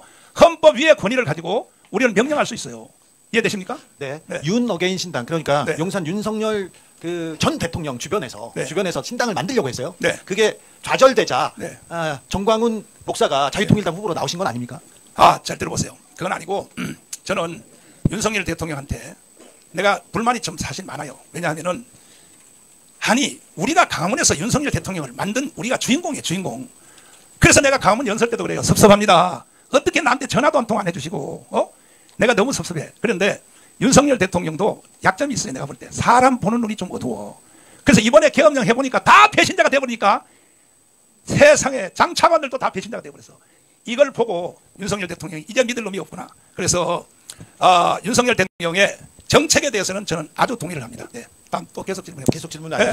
저기 이제 목사님으로 불러야 됩니까? 후보님으로 불러야 됩니까? 둘 다 불러도 돼요. 네, 저기 대선 후보에 오셨으니까 그 언론에 대해서는 기자회견이잖아요. 그렇지. 기자들의 질문을 다양하게 받고 메이저 마이너면 안 받을 것도 아니잖아요. 소수자 그리고 아니 근데 내가 얘기했잖아요. 순서별로 메이저부터 먼저 해달고 그 다음에는 여기 있는 모든 사람들 질문 다 봐줄게. 내 시간도 무제한. 그 다음에 주제도 무제한. 내가 다 받는다 그랬어요. 자, 한 가지 좀 이해를 좀 구할게요. 이게 지금 기자회견장입니다. 청문회장도 아니고 수사하는 자리가 아니에요. 기자회견과 취지가 또 다르잖아, 그죠? 기자회견장에서는 자기가 궁금한 점이나 후보에게 묻고 후보가 어떤 답변을 하는지 진위 여부는 본인이 돌아가서 취재를 해서 그 사실 여부를 판단해서 보도를 하면 되는 거예요. 여기서 수사하듯이 따져먹고 네가 맞나 내가 맞나 내 생각은 이런데 이거는 기자회견을 안 해본 사람들이에요. 제가 무시해서가 아니라 아까 사전에 이런 문제가 생길 것 같아서 절차상 뭐 이렇게 하겠습니다. 사전에 공지를 했는데 그리고 아까 보세요. 질문을 하나 하고 돌아갔다 내 차례 안 올까봐 4개 5개 한다 예를 들어. 뭐 그럴 수도 있어요. 그런데 하나 하고 차례를 내 차례가 다시 왔을 때 할 수 있겠다. 이런 생각을 갖고 기자회견을 해야지. 안 그렇겠습니까? 자, 그 다음에 또 질문. 자, 다음 말씀했잖아 아까. 안 하신 분 먼저 좀 하세요. 네, 안 하신 분. 이쪽 해보세요. 우리 빠박이 질문합니다. 예, 독립신문 박완석 기자라고 합니다. 정광훈 목사님의 대선 출마 선언 이후 일각에서 보수 분열이라고 주장하는 사람들이 있는데 여기에 대해서 어떤 입장이신지 궁금합니다. 네, 제가 아까 말씀드린 것처럼 최종 후보가 뭐 한덕수까지 그 다음에 또 국민의힘 정당까지 최종 후보가 되면 나는 그 사람들하고 딜을 하겠다. 내가 그 열어놨습니다. 조건은 있습니다. 내가 지금 앞으로도 발표할 오늘 25개 발표했는데 120개를 수용해주면 누구든지 난 이재명하고도 딜을 하겠다. 이런 입장입니다. 네. 다음 질문 또. 자, 일단 안 하신 분 먼저 좀 하고 다시 또 기회가 오면 네, 하시도록 하겠습니다. 소속사 얘기합니다. 네, 독립신문 박태환입니다. 지금 우파 시민들이 외치고 있는 것들 있지 않습니까? 사기 탄핵이라든지 아니면 뭐 부정선거 뭐 이런 것들에 대해서 민주당은 물론이고 자칭 우파라는 국민의힘도 제대로 얘기를 하지 못하고 있는 상황인데 제가 알기로 5% 지지율이 넘으면 TV 토론에 나갈 수 있는 걸로 알고 있습니다. 3%. 3%. 네. 거기 나가셨을 때 이런 질문에 대해서 들어온다면 정치적인 이유로 회피하지 않고 전부 다 당당하게 말씀 시원하게 하실 수 있는지 궁금합니다. 당연하죠. 감사합니다. 저는요. 목회를 내가 40-50년 했기 때문에 설교를 40-50년 했지 않습니까? 만약에 TV 토론에 나가면 저는 절대로 밀리지 않습니다. 목사님들은요. 약간 비속어로 말하면 뭐냐. 설교에서 밥 먹고 사는 사람들이야. 누구를 따라옵니까? 목사를 누가 따라와요? 정치, 경제, 사회, 군사, 외교, 문화, 교육, 언론. 설교 안에는 전체가 다 녹아 있습니다. 목사들을요 성경만 설교한다고 생각하면 안 돼요. 정치, 경제, 사회, 군사, 외교, 문화, 언론 전체를 망라하여 설교를 하는 겁니다. 난 자신 있습니다. 네, 다음 질문 또. 네, 말씀하시죠. 충청신문의 김석세 기자입니다. 네. 전 시골 기자가 되나가지고 우선 시골적인 질문 한번 하겠습니다. 네. 지금 거대 양당에서는 그 충청도 포심을 잡기 위해서 그 정부 부처나 아니면 청와대 아니면 그 국회의사당을 지금 충청권 세종으로 옮기겠다고 이렇게들 말하고 있습니다. 목사님의 생각은 거기에 대해서 어떻게 생각하시는지? 이거는 사실은 그 노무현 정부 때 사실은 이것이 구상은 박정희 대통령이 서가기 전에 구상해 놓은 겁니다. 뭐냐, 세종시를 왜 수도권하고 서울하고 저 북한하고 너무 가깝다 이거야. 처음에 구상한 것은 박정희 대통령이에요. 세종으로 가야 된다. 이걸 박정희 그거 알고 계시잖아요. 그런데 이것을 이제 그 사실은 그 이용한 사람이 누구냐, 노무현 대통령이에요. 노무현 대통령이 했는데 그러나 이 헌법재판소에서 수도권을 세종으로 옮기는 것에 대하여 그 정서법이라는 법을 가지고 그걸 수도를 옮기는 것을 헌법재판소에서 사실은 그걸 거부했습니다. 그래서 지금은 헌법을 개정하기 전에는 사실은 갈 수가 없습니다. 현재 법적으로. 그럼에도 불구하고 더불어민주당에서 뭐 국회의사당을 글로 옮기겠다. 이건 위헌입니다. 다 위헌입니다. 대답이 됐습니까? 네, 한 가지만 더 질문할까요? 네. 이 경제 문제에 대해서 잠깐 질문하겠습니다. 만약에 목사님께서 대통령이 되신다면 이제 한국 경제를 우선 살리는 것이 가장 큰 원칙이라고 보고 있거든요. 그렇습니다. 그런데 지금 우리나라의 가장 큰 그 문제점이라고 본다면은 제가 생각하기로는 우리나라의 많은 사람들이 특허 개발이나 신기술 개발을 상당히 많이 개인적으로도 하고 있습니다. 그렇습니다. 그런데도 불구하고 이것이 제대로 정부가 지원 및 보호를 해주지 않기 때문에 이 기술들이 모두 외국으로 나가가지고 거기에서 다시 성공을 해서 한국으로 들어오는 그러한 그 전례를 지금 남기고 있거든요. 거기에 대해서 만약에 이러한 그 특허 기술자 이제 개발자들이나 이런 사람들의 보호 원칙이라든가 기술 지원을 충분히 할 수가 있겠는지요? 네, 제가 신뢰를 말씀드릴게요. 삼성전자가 세계 최초로 CDMA 주파수 분할한 것을 세계 최초로 개발을 했습니다. 그러니까 주파수를 한 개를 가지고 10,000개도 쓸 수 있고 그래서 우리가 핸드폰이 가능한 거예요. 가능한 건데 그런데 어떤 여직원이 세상에 팬티 속에다가 USB를 감춰서 나와서 중국한테 오고에 팔아먹으려고 현장에서 국정원이 체포를 했습니다. 그러니까 지금 미국의 모든 원천 기술은 거의 다 미국에서 개발해요. 근데 일본으로 옮겨지는 데는 거의 20년이 걸립니다. 안 그러면 로열티를 내야 됩니다. 근데 일본에서 하는 그 원천 기술이 한국으로 오는 데는 5년 걸립니다. 5년. 미국에서는 20년 걸리고 일본으로 가는데 우리 5년 걸립니다. 그런데 지금 한국에 온 이 원천 기술이 중국으로 가는 데는요 3달 걸립니다. 3달. 이게 전부 산업 스파이 때문에 그렇습니다. 그래서 이걸 척결하기 위하여 그 윤석열 대통령이 계엄령을 선포한 겁니다. 왜? 이래서는 어차피 나라가 희망이 없다는 것입니다. 그래서 이 경제 문제는 결국은 아까 제가 대답한 그대로 독일처럼 일단은 우리 신기술을 지켜야 되고 국정원이 무너졌기 때문에 지금 못 지키는 거야. 이건 전부 다 문재인 때문에 이렇게 된 거예요. 문재인 때문에 나라가 다 무너진 거야. 그 다음에 지켜야 되고 국정원이 사실은 지금 기능이 거의 다 죽었어요. 죽었고 신기술을 우리가 지켜야 되고 그 다음에는 뭐냐 독일처럼 우리가 대기업을 중소기업, 소기업 10배로 확대하면 경제 문제는 한 방에 해결됩니다. G2 국가 갑니다. G2 국가. 바로 G2 국가로 갈 수 있습니다. 네. 다른 질문하시죠. 나가드리죠. 안녕하세요. 독립신문 이태경 기자고요. 질문 말씀 기회 주셔서 감사합니다. 제가 그 후보님의 그 지역사회에 주시는 선한 영향력에 대해서 말씀을 드리고 싶은데 사실은 후보님을 잘 몰랐어요. 그러다가 이제 한남대첩이 일어나고 나서 하시는 연설을 들어보고 제가 조금 이것저것 알아봤는데 되게 선한 일을 많이 하셨더라고요. 그 중에 하나가 제가 놀랐던 게 그 교회에 가시면 교회가 다 무너지는 형국으로 돼 있어요. 막 지도 들어오고. 그래서 제가 놀랐던 게 뭐냐면 교회가 돈이 없나라고 솔직히 생각을 했는데 그 무료급식을 하시더라고요. 네, 점심 저녁을 무료급식을 몇 년 동안 하셨는데 사실 제가 또 먹어봤는데 그 반찬이 제육볶음하고 닭도리탕이 한 번에 나오더라고요. 그러면 돈이 많이 들잖아요. 그럼 그걸로 사실 교회를 고칠 수도 있는데 그렇게 하지 않으시고 어떤 마음으로 이렇게 무료급식을 시작하게 됐는지 그게 궁금하고요. 또 이렇게 선한 영향력을 끼치시는 이런 것들이 지금 후보님의 저기 정책에도 많이 묻어있는지 그게 궁금합니다. 목사로서는 뭐 당연히 해야 될 일이지만은 저는 이 불쌍한 대한민국의 5,300만 국민들이 너무 불쌍해서 제가 사실 애국운동 광화문 또 전체 다 포함해서 1년에 1,000억을 지원합니다. 1,000억. 그 1,000억의 돈이 어디서 나오냐? 다 우리 교회 헌금입니다. 헌금이고 심지어 그중에 1,000억 중에서 절반은 미국의 성도들이 자기 교회 헌금만 하고 우리 교회 헌금 계좌로 쏘고 있습니다. 그래서 사실 이 광화문 운동이 계속 되고 있는 중입니다. 그래서 저는 최후의 목표는 자유통일이고 대한민국을 G2 국가로 만약에 G1으로 간다 그러면 미국이 기분 나빠하니까 G2 국가로 간다. 이것이 저의 목표입니다. 네. 네. 또 다른 질문? 네, 마이크 갖다 주세요. 또 제가 궁금한 점은 그 문재인 전 대통령님의 그 국가보안법 관련해서 USB 관련해서 목사님께서 열심히 싸우시는 걸로 제가 알고 있거든요. 그래서 제가 보니까 그 USB 안에 담긴 내용이 국가에 공개됐을 경우 국가에 알아들었어요? 예. 혹시 구조환 변호사님 오셨나요? 오세요. 요거는 구조환 변호사님이 설명을 한번 해주시는데 USB 내용입니다. 이 국가 기밀이 심각한 사항을 김정은에게 넘겨줬단 말이야. 이것은 우리 구조환 변호사님이 끝까지 추적하여 지금 재판을 계속하고 있고 1심, 2심도 이겼고 이제 대법원 판례만 남았습니다. 그러면 그야말로 저 이재명 대표의 표현대로 말하면 누구든지 체포하면 됩니다. 문재인은 누구든지. 자, 설명해 주십시오. 예, 그 질문 취지가 어떤 거였죠? 아니, 거기에 대해서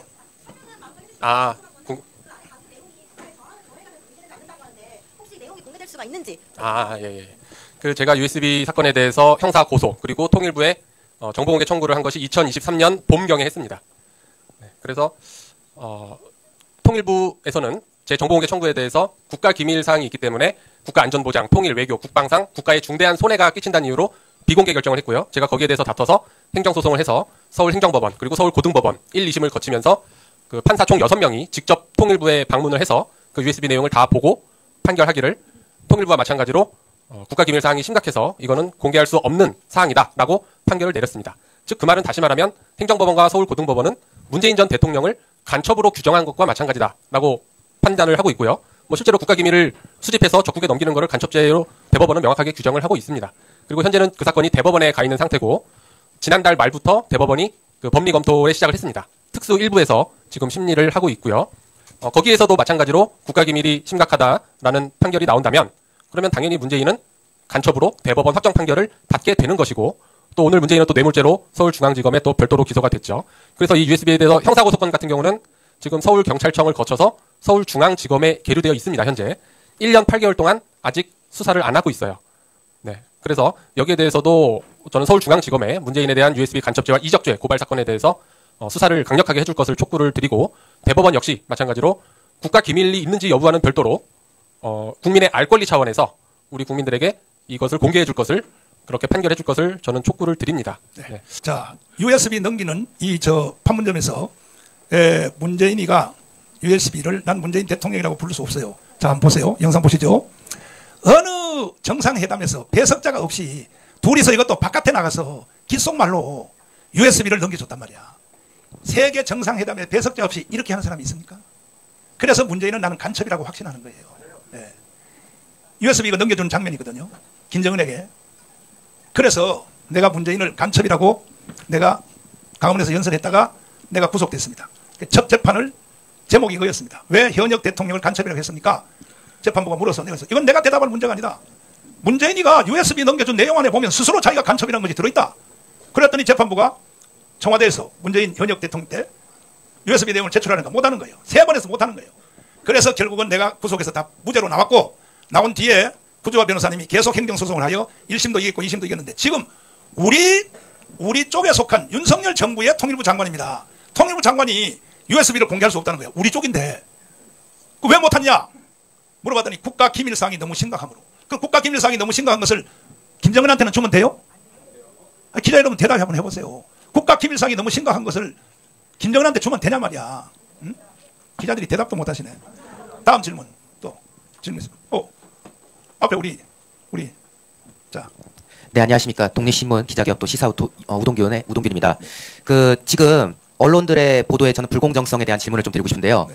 지금 가령 뭐 법사 관련해가지고 뭐 자택에서 관봉권이 나왔다 이런 걸로 지금 언론들이 또 윤석열 대통령 부부에 대해서 또 얘기를 하고 있습니다. 근데 정작 그 언론들이 과거 자유일보에서 보도했었던 이 김정수 옷값 관련한 이 관봉권 논란에 대해서는 지금 또 그동안 침묵 내지는 좀 축소 보도하는 그런 경향이 있었거든요. 이런 언론의 행태에 대해서 후보자로서 어떤 느낌을 가지고 계신지. 네, 그리고 아까 구조화 변호사께서 말씀 주셨지만은 이번에 문재인이 정말 뒤늦게 지금 검찰에서 뇌물수수로 지금 기소를 했는데 여기에 대해서 또 후보자로서 어떤 입장이신지 말씀 듣고 싶습니다. 문재인은 머지않아 바로 구속될 것입니다. USB 더하기 그다음에 무슨 재산을 딸에게 넘겨준 사건 때문에 그래서 구속될 것은 뻔하고 좀 전에 질문한 앞에 뭐였었지? 지금 언론에서 그래요. 언론은요 지금 보면 사실 거의 평양중앙통신의 한국 지부라고 봅니다. 나만큼 언론한테 타격과 비방과 이 박해를 받아본 사람이 없습니다. 근데 내가 죽었나요? 당당하게 살아있습니다. 대통령 후보라까지 출마하고 있습니다. 언론 다 덤벼보세요. 나 이기는가? 왜? 나는 진실을 말하기 때문입니다. 진실을. 그래서 대한민국 언론들은 내가 이번에 앞으로도 이제 발표하겠지만 120개 정책을 반헌법적인 언론을 보도하는 사람들은 이것은 반드시 척결해야 됩니다. 아니 반헌법적인 언론을 왜 보도합니까? 언론사들이 반헌법을. 그럼 대한민국에 살지 말아야죠. 그러나 90% 이상이 지금 보면 반헌법적인 언론들이 계속 그렇게 보도를 하고 있어요. 그중에 가장 보십시오. 일개 목사를 난 그때 사실은 강화문 운동만 했고 정치 선언도 하기 전이에요. 세상에 KBS에서 뭐라고 합니까? 정광훈의 사생활 탐구 40분 1년에 40분씩 했어요. MBC PD 수첩 1년에 수십 번씩 나에 대해서 부정적인 방송을 계속하고 있어요. 그렇다고 내가 죽었습니까? SBS 내가 깜빵에서 들었는데 SBS에서 뭐라고 나를 비판하냐면 정광훈 목사가 가짜 신학교를 만들었다. 우리 청교도 신학은요 한국의 최고의 신학자들이 모여서 이끌어가는 장신대 현역 교수 김철홍 그 다음에 총신대 교수 지금 서영 박사님 일로 잠깐 나와주세요. 직접 대답 한번 해주세요. 자, 뭐 주머니를 차고 다녀요. 돈 있어요 거기에? 자 보세요. 지금 여기 구성하고 계시는 이 신학자들 있잖아요. 예. 이게 사실은 세계적인 신학자 그리고 우리 박사님이 영국에서 공부할 때 쓴 논문 있잖아요. 예. 이거는 영국의 박물관에 보관되어 있는 거 맞죠? 예. 이러한 위대한 신학자들이 청교도 신학을 이끌어가는데 SBS는 뭐냐? 정광훈 목사가 가짜 신학교를 만들었다. 이렇게 비판을 하는 거예요. 대답 좀 한번 해주세요. 제가 갑자기 또 이렇게 정광훈 대통령 후보 연단에 올라와서 마이크를 잡게 됐습니다.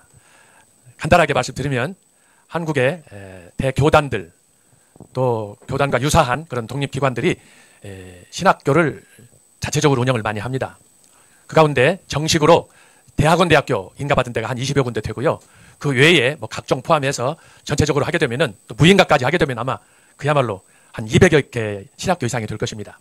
그런데 정광훈 목사님께서 운영하시는 청교도 신학원은 뭐 감히 저의 말씀을 해서 그렇습니다만은 한 3분의 4분의 은퇴하신 경륜 있는 그런 박사들이시고 지금 말씀하셨던 김철원 교수님 같은 경우에는 장신대학교에서 현역 신약학 교수로 활약하고 계신데 저희들이 정광훈 목사님의 이 깊은 뜻 사실 오늘 대통령 후보 공약 이렇게 한 25가지 발표하시는 걸 보고 제가 감동을 먹었습니다. 하나하나가 정말 필요한 이 시점에 우리 대한민국에 필요한 정책이 아닌가 그런 생각을 하는데 특별히 신학교와 관련해서 청교도 신학원은 그야말로 세계적으로 어느 신학원에도 뒤지지 않는 경륜 있는 내용이 있는 그런 신학원이라고 생각합니다. 여러분 기억하시면 감사하겠습니다. 네. 그 특별히 지금 전 세계 신학이 다 자유주의 신학으로 무너졌잖아요. 그래서 우리가 청교도 신학에서 복음적인 신학을 세우려고 우리가 하고 있는 거 아닙니까? 그렇죠? 네, 맞습니다.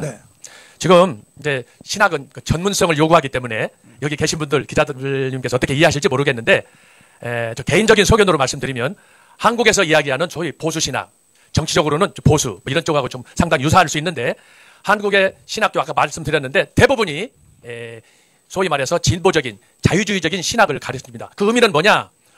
기독교는 66권의 하나님의 말씀, 성경의 영감과 계시에 기초한 이 말씀을 믿고 있는데 그 말씀에 대해서 일부 믿거나 혹은 다 또 부정하거나 하는 이런 문제들이 많이 발생을 합니다. 그렇기 때문에 정광훈 목사님께서는 철저히 기독교의 존재는 하나님의 말씀, 철저한 하나님의 영광과 계시의 말씀을 믿는 데서 시작한다. 그래서 한국 교회 진보적인 자유주의적인 이런 신학을 고쳐서 한국 교회 초기에 교회가 이렇게 부흥을 이끌었던 그런 개혁신학, 보수신학, 정통신학을 확립한다라는 취지로 지금 청교도 신학원을 운영하고 있습니다. 네. 자, 이제 질문이 없으면 질문 하시라고 말씀하세요. 짧게 해주세요. 질문을. 여기까지 오시느라고 고생 많이 하셨습니다. 소속. 사랑뉴스 김봉래 목사입니다. 정말 수고 많이 하셨는데 이렇게 대통령을 파면이라는 엄청난 앞에서는 울 수밖에 없는 현실인데요. 우리 대한민국에서 가장 유일한 건 40% 채우는 거 1000만 서명 운동을 어떻게 하실 것이며 만약 대통령이 되시면 우리나라 하나님을 믿는 제일 국가로 우리나라가 하나님을 믿는 국가로 만드실 수 있는지 그거 질문입니다. 내가 거꾸로 물어보세요. 1000만 서명 했어요? 저는 했습니다. 했어요? 네. 그러면 분명히 예수한국 복음 통일됩니다. 우리가 1000만 명을 서명 운동하는 이유도 예수한국 복음 통일이 목적입니다. 그렇게 아시면 되겠습니다.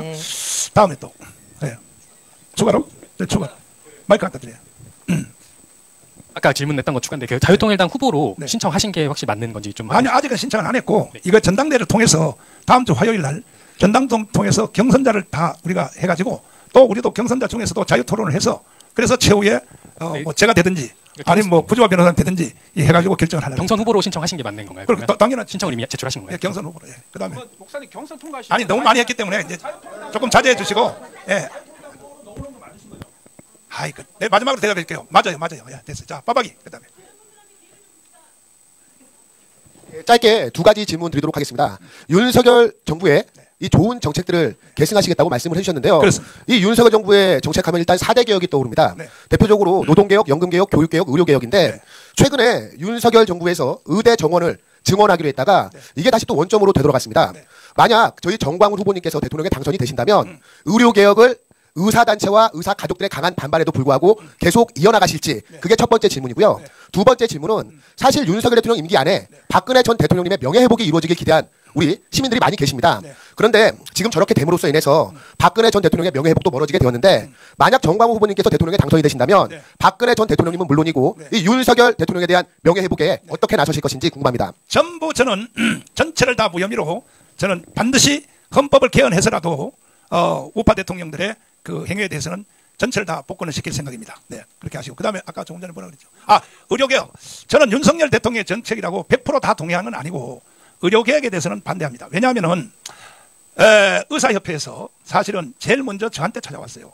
지금 의료개혁을 지휘하는 의사대표 임원들이 저한테 찾아와서 그래서 왜 왔냐 했더니 이거 윤석열 대통령 의료개혁에 대해서 의사들은 90%가 다 우파인데 왜 의료개혁을 해가지고 왜 말이야 우리를 원수로 만드냐고. 그래서 내가 얼마까지 수용할 수 있냐 그랬더니 1년에 500명씩 점진적으로 수용할 수 있다 하는 그 임원들의 동의를 듣고 저는요 윤석열 대통령 말할 수 있는 기회는 무조건요 사회수석밖에 없어요.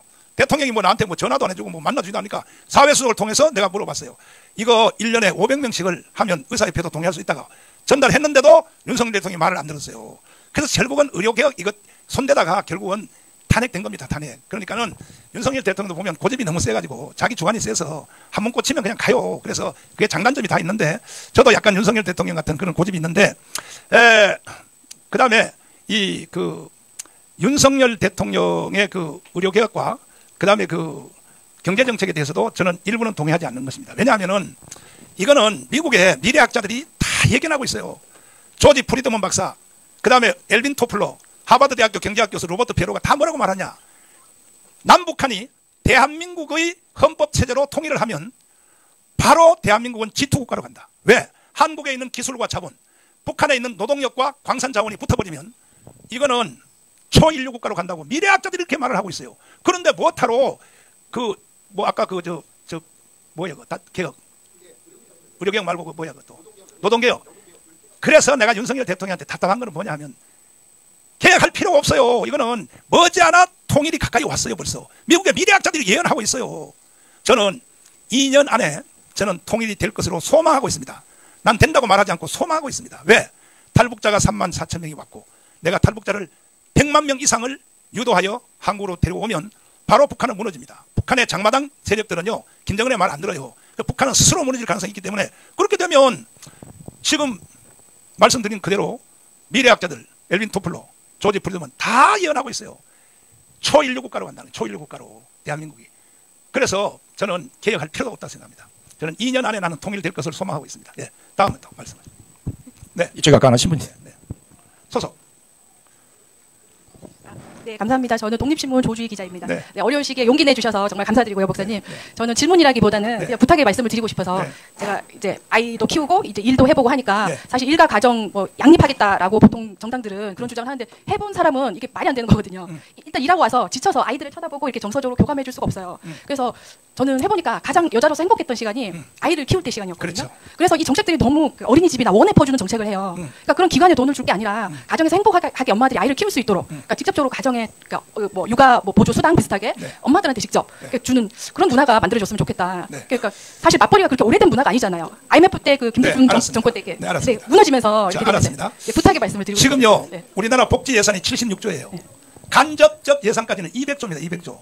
근데 이것이 정부 좌파들이요 다 사기치고 있어요. 그래서 복지 혜택이 안 가는 겁니다.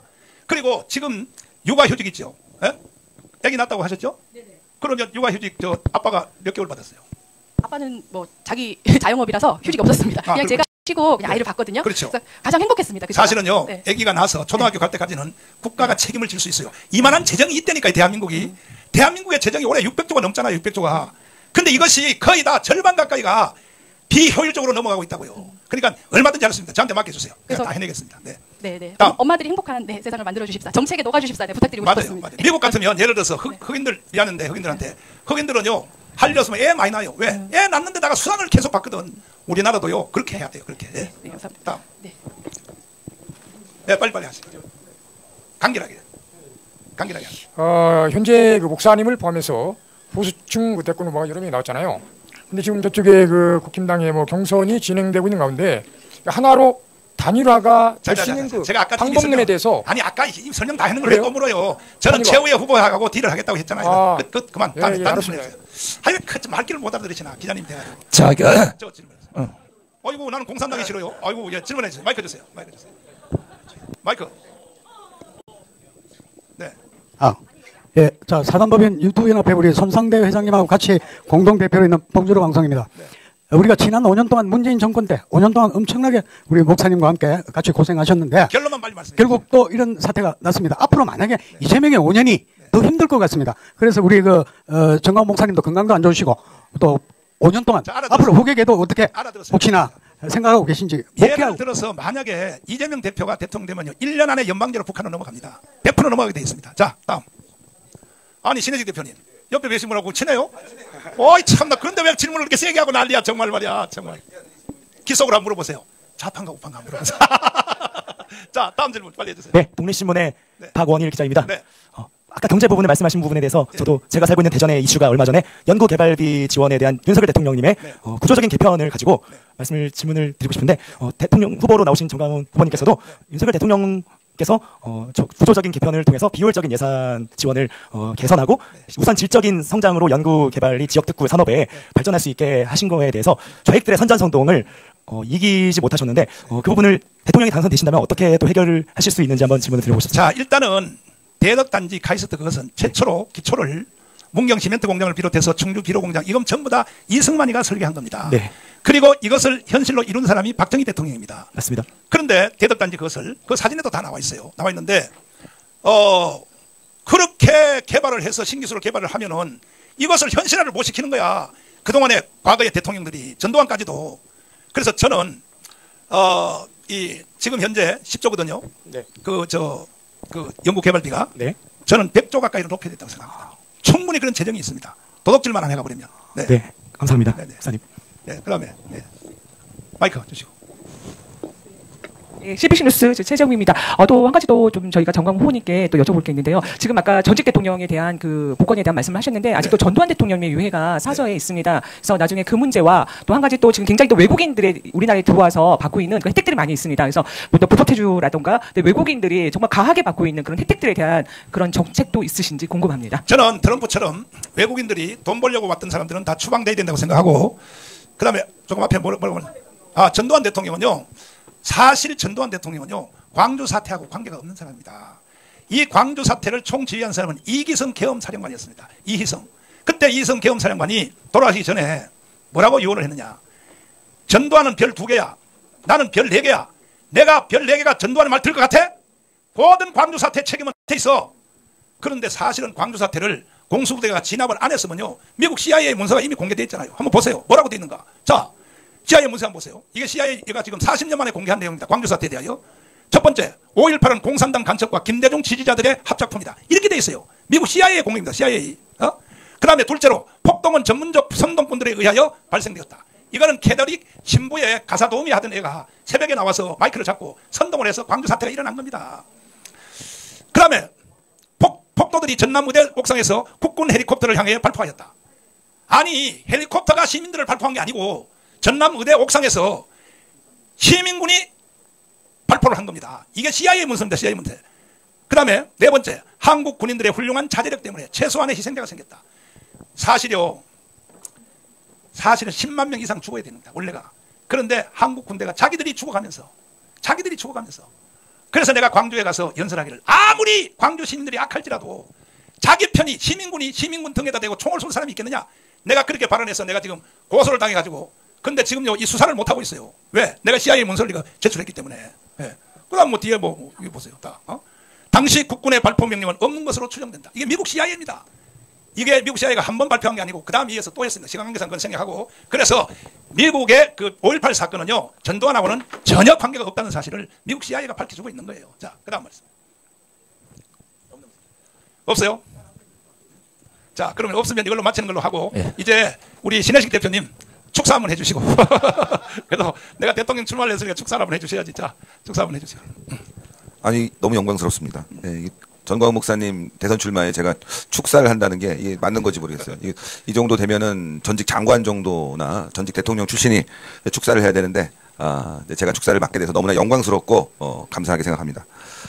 아시겠지만 이번에 열리는 이 조기 대선은 누가 이 문제를 촉발시켰는지 여러분들 너무 잘 아실 겁니다. 바로 사기 탄핵이 1번이다. 탄핵은 사기였다. 잘못됐다. 그래서 우리는 탄핵에 대해서 거부합니다. 그 다음에는 바로 국민의힘의 배신입니다. 이 두 가지가 합쳐져서 결국 조기 대선이 벌어지는 거 아니겠습니까? 그래서 이번 대선은 범죄자들을 심판하는 선거가 돼야 됩니다.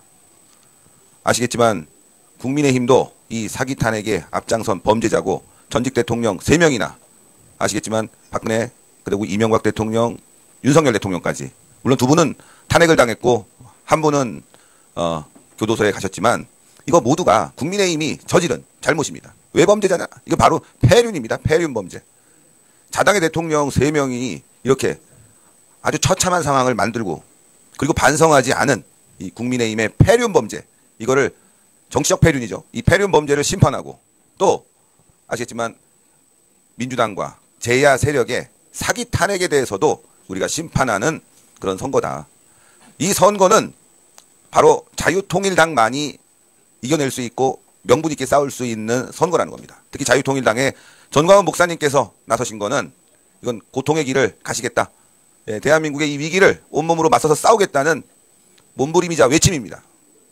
오늘 많은 기자분들이 나오셔서 질문을 해주시고 모든 것에 대해서 성심성의로 답변해 주신 전광훈 목사님의 말씀을 들으면서 아, 이분의 정치적 철학, 나라 사랑하는 마음, 이것이 대한민국의 등불이 되겠구나라고 저는 생각합니다. 그래서 여러분들이 함께 해주셔야 될 것 같고, 특히나 이번 선거는 다시 한번 말씀드리면은 정치적 폐륜화 국민의힘을 심판하고 정치적 사기꾼 민주당을 심판해서 대한민국을 바로 잡는 선거이기 때문에 이를 심판할 수 있는 사람은 대한민국에 딱 한 분, 전광훈 목사님뿐이 없다는 것을 여러분들도 다 잘 알고 계실 거라고 생각합니다. 들이 함께 이번 조기 대선에 참여하셔서 적극적으로 활동을 해주시면 감사하다는 말씀을 드리겠고, 저 또한 열심히 싸워서 대한민국을 바로 잡는 데 앞장서도록 하겠습니다. 오늘 일부 기자들이 여러 가지 강한 질문을 했는데 저는 이런 게 또 어떻게 보면 전광훈 목사님의 인기를 대변한다 이런 말씀을 드립니다. 그래서 기자분들에게 너무 원망하거나 또 기자분들을 질책하지 않았으면 좋겠어요. 인기가 없으면, 관심이 없으면 기자들이 오지도 않고 질문도 안 합니다. 예, 그게 더 슬픈 거예요. 다소 소란스럽고 강한 질문이 있었는데 야, 이거 잘 되겠구나 라는 걸 제가 느끼게 됩니다. 야, 이제 앞으로 전광훈 목사님 주변에 수십만의 언론인들이 막 달라붙어갖고 기사를 쓸 겁니다. 모두 이겨내고 또 언론들이 제대로 된 보도를 하고 국민들에게 제대로 된 진실을 알리게끔 우리가 또 옆에서 협조를 해줘야 될 것 같습니다. 오늘 우리 이준희 인터넷 기자협회 대표 너무 감사합니다. 제가 뭐 한 20년 이상 된 저와는 뭐 이념적으로는 좀 다른 부분이 있지만 대한민국 사랑하는 건 똑같아요. 예, 깨끗하다는 건 제가 인정합니다. 오늘 가실 때 커피 탁 좀 해갖고 우리 웃으면서 헤어지고 앞으로 우리 전광훈 목사님 관련해서 보도 있을 때마다 좀 많은 기자들 좀 보내줘서 예, 국민들이 진실을 알 수 있게끔 좀 협조 부탁드리고, 이에 많은 기자분들도 고생이 많으십니다. 오늘 보니까 독립신문이 한 10분 정도의 기자분들이 오신 것 같아요. 전국적으로 1,300명이 있는데 여러분들 너무 감사하고 우리 전광훈 목사님 위해서 우리 모두 함께 한마음 한뜻으로 이번 조기 대선 승리로 가길 바랍니다. 감사합니다.